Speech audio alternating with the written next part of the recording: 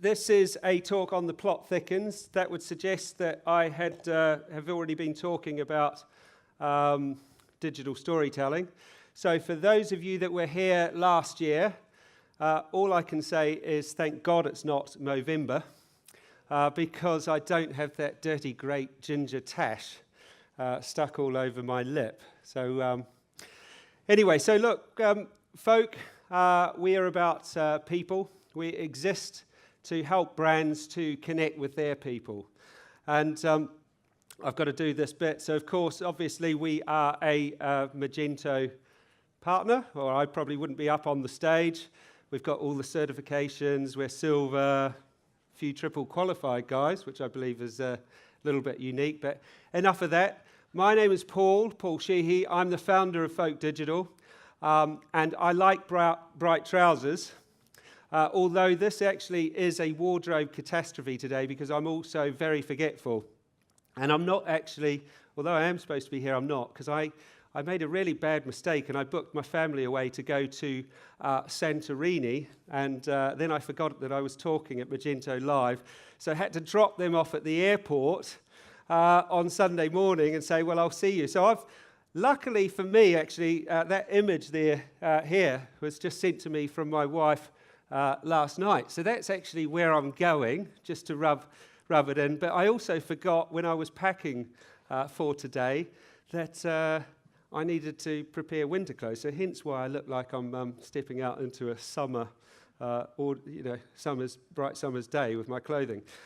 So I love wine. That's why we've got wine on there. And for those of you that have been out socialising with me, sometimes I like to drink too much wine. I come from the place where men are men and sheep are scared. And if you look at that sheep there, if you saw that on a cold night, you would probably be a little bit scared of that. That's New Zealand's most famous sheep called Shrek, who managed to evade the shearers' clippers for 6 years. Back in the land of the Lord of the Rings, and when he was finally found, that's a picture of what he looks like. So I also like Instagram, and my children that are in the Instagram photo.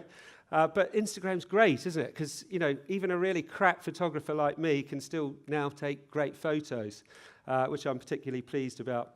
Adventurous, I've just started foraging for mushrooms, and this was my little catch a couple of weeks ago in the New Forest. So I'm adventurous enough to actually try mushrooms, and hopefully I'll be around next year because I, haven't had something deadly poisonous.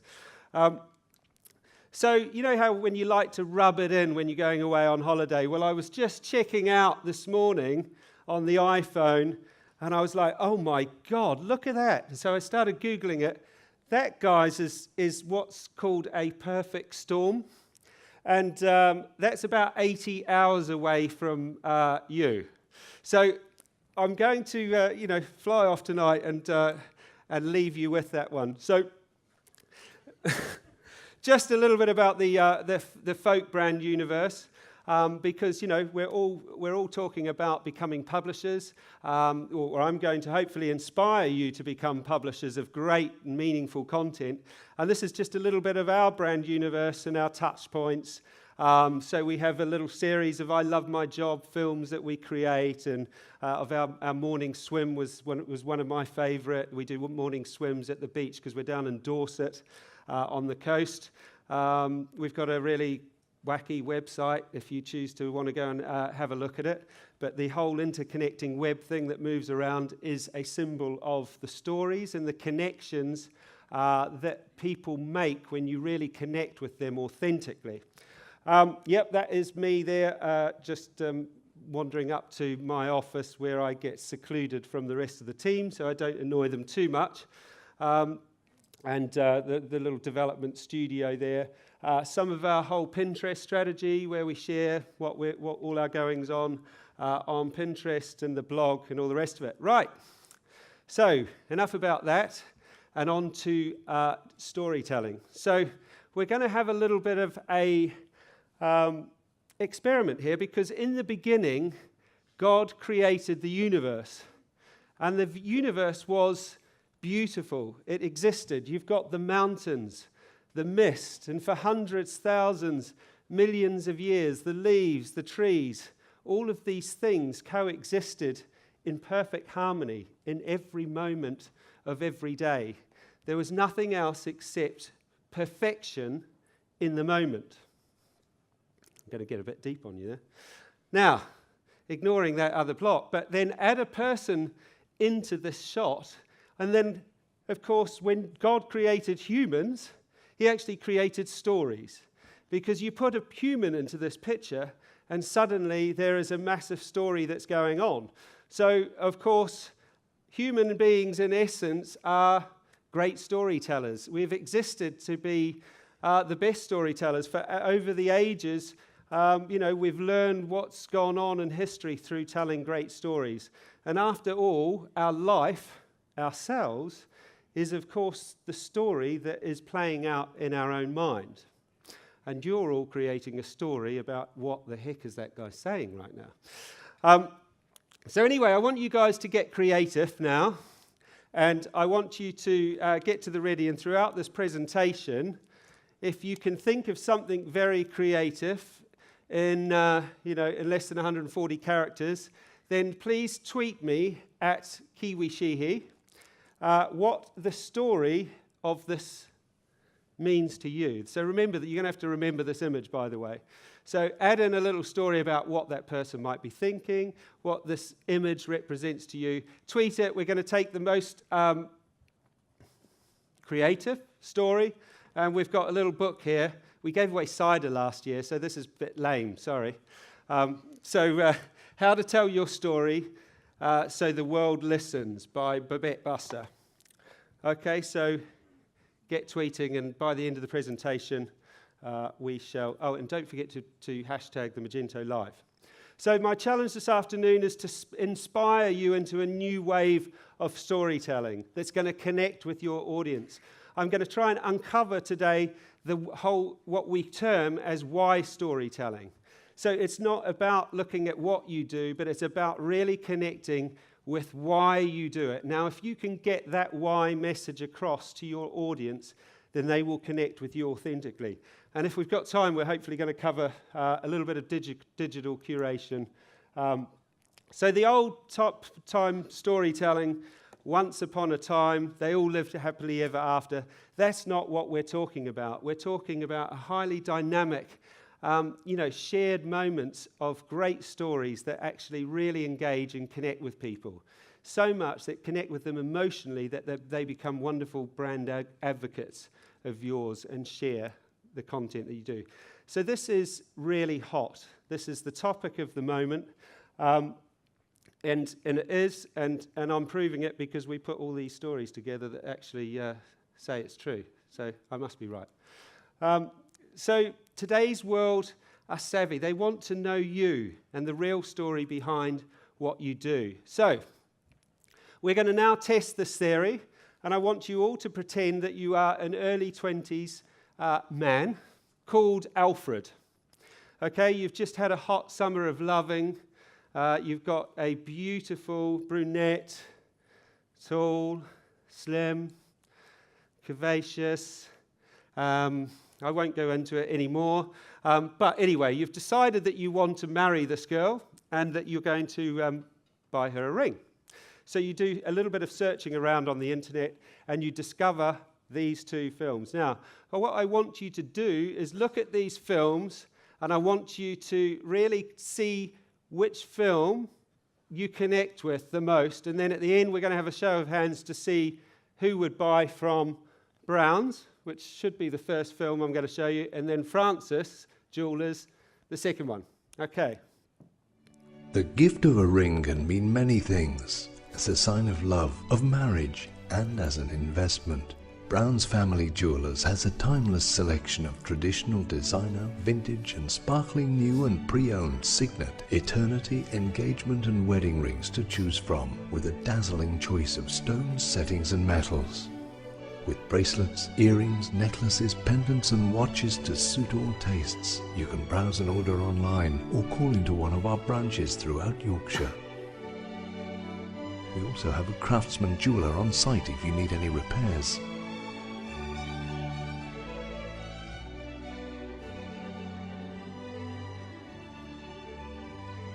Are you looking?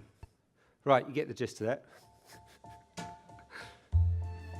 My name is Jeff Francis, and together with my wife Beverly, we run Francis Jewellers of Bournemouth, and with our children James and Gemma, we represent 4 generations of jewellery business tradition. It all started with Beverly's grandparents, and then her parents, and Beverly and I, and now with our children James and Gemma on board, the tradition is still alive and is strong and is continuing. Jewellery, it's a tremendous passion. It almost overtakes the business side. You know, we're always trying to look for that elusive design and a way of setting a diamond that really offers something unique. So I'm constantly searching, constantly traveling, looking for beautiful stones. And Okay. So, can I have a show of hands for who would want to purchase from the first one, Browns? Shit, that was the film we did. Okay, so can I have a show of hands then? Well, it's a bit random, isn't it? But let's do it anyway. A show of hands for Francis. Yes. So, 100%. Now, so really it's quite simple, really. One of them was what storytelling. Hey, this is what we do. We do these stones. Aren't they great? Come and buy them. And the other one was doing what we call why storytelling. So hopefully you felt and that resonated with you more emotionally, and that's what made you want to do the decision. And of course, actually, one of those films we did and one of those films we didn't, so I'm quite glad of that, and that was actually the second one, and that is an award that we won for that film, and that is me there going up to collect the award with these red shoes on. So, yes. So, excellent. Right choice, people.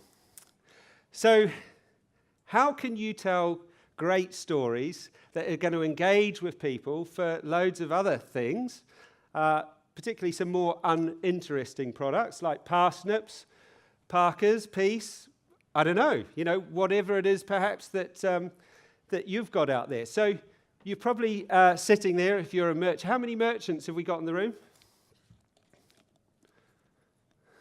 So about 50%, I reckon, 40%. So finding your story. So one of the things that we do at Folk when we first start working with a client is what we call the why workshops. So it's where we really get with the client and we start to pull back everything and try and find out what they do. Finding the story for us is critical. As I said before, Folk exists to help brands. Our why is to help our brands we work with find their why. So it's like an onion. You've got to peel back all of the layers because everyone or merchants are in the same boat as pretty much most other people. They probably had bricks and mortar stores. E-commerce came along and they were like, right, let's have an e-commerce store. They're probably on their 3rd, 4th, 5th e-commerce store. Then Facebook came along, Twitter came along. Oh shit, we need to do that. Facebook, right? Yeah, we've got to do that. Can we? What's this? Polyvore, Pinterest, Tumblr. Okay, should we do that? Let's set up an account and do some stuff on that. Marketing person, can you go and do that? Does this all sound familiar? Yeah? Right. Good. So it's really getting to the source of your story and what lies behind it that creates that emotional connection, that why. So look at going back and finding out, how we can tell great, interesting stories. It's about why you do what you do. And we love this guy. He's from Dorset. And we have Riverford come and deliver all of their vegetables for our vegetables. No one eats vegetables at work. Fruit at work. We have the fruit, not the vegetables. And this is why.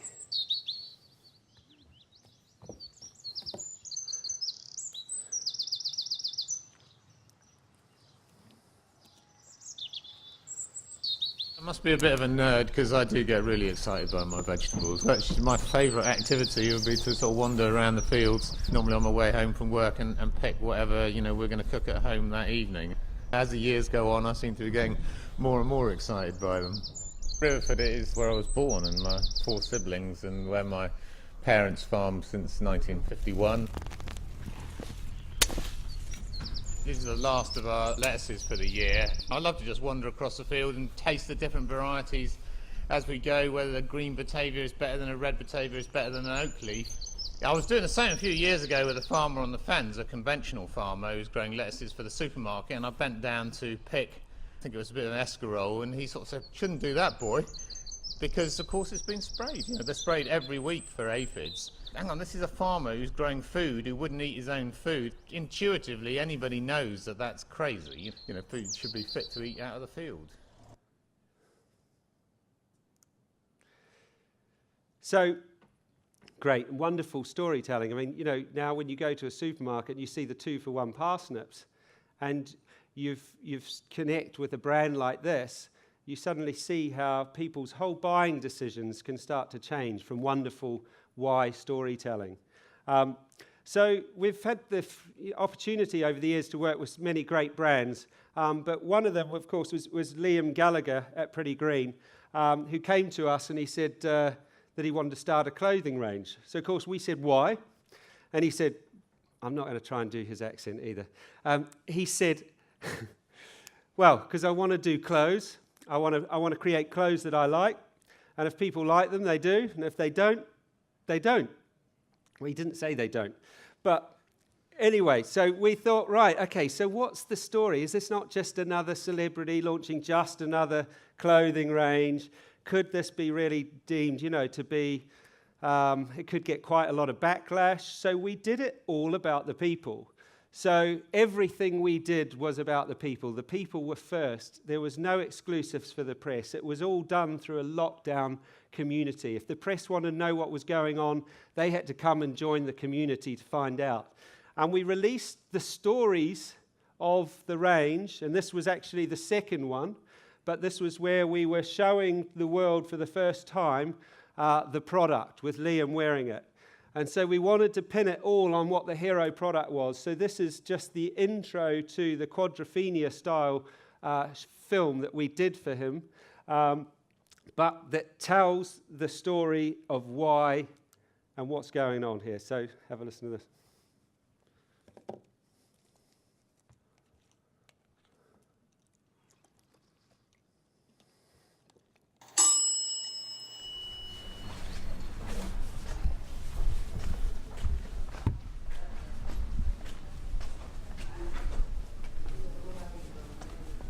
Right, the first parka I ever got, my auntie worked at like a sports centre, and she there was one left behind. It was at Yves Saint Laurent one, and it was yellow cord, and she sort of like, you call it robbed it if you want, but it was left behind, so she bagsied it, and I went down to see the Stone Roses in Blackpool.